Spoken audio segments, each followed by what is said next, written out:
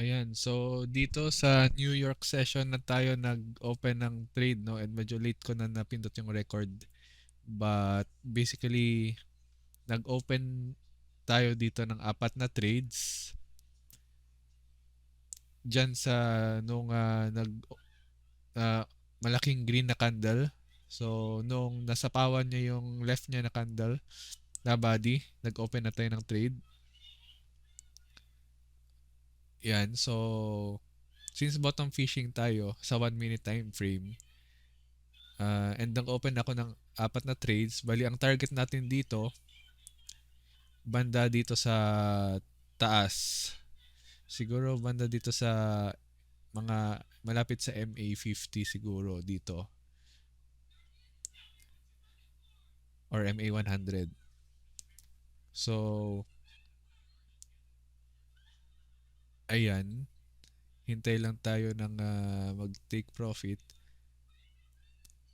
Pero kapag humina na ang price action, magbebenta na tayo.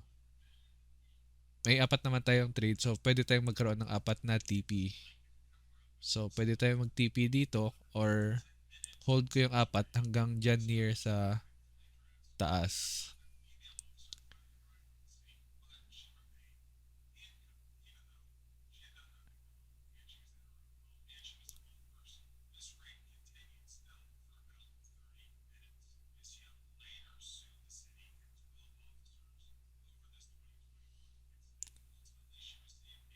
So, ayan. Meron din tayong cut loss point dito. Yung cut loss point is yung below yan. Ito, yung sa red below nyan. Yung previous candle. So, scalping lang tayo dito. Trade for siguro mga 10 minutes.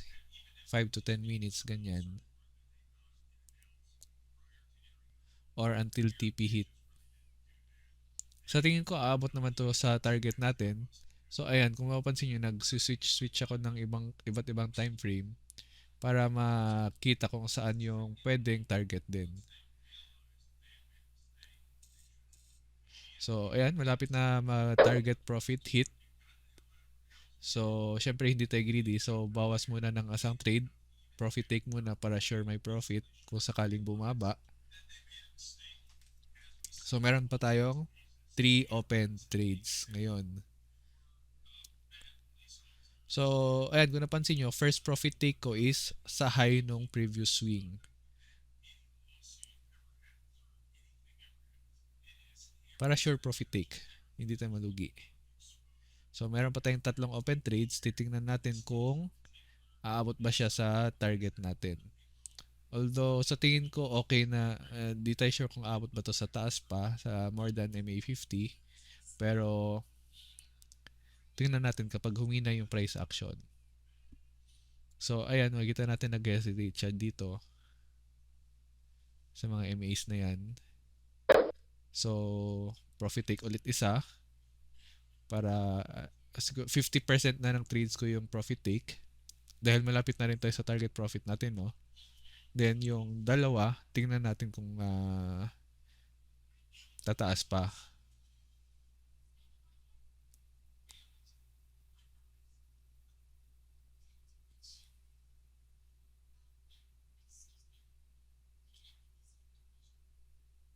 So, ayan, tingin-tingin lang sa iba't ibang time frame para makita kung lalampas ba o hindi.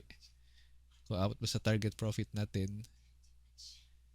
But basically dito sa 1 minute time frame, mas kita natin yung price action pero sa scalping.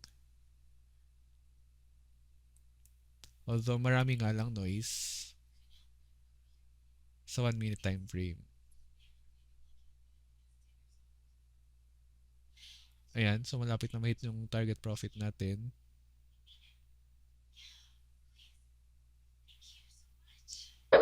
Ayan, target profit take ulit.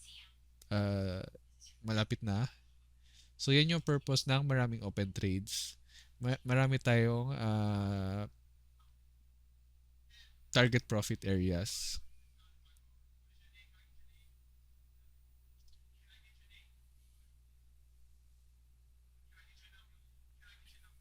Ayan, so nakita natin na hit na yung target natin, no? Pero hindi ako nakapag-profit take kasi nagtingin-tingin ako sa iba time frame. Pero tingnan natin.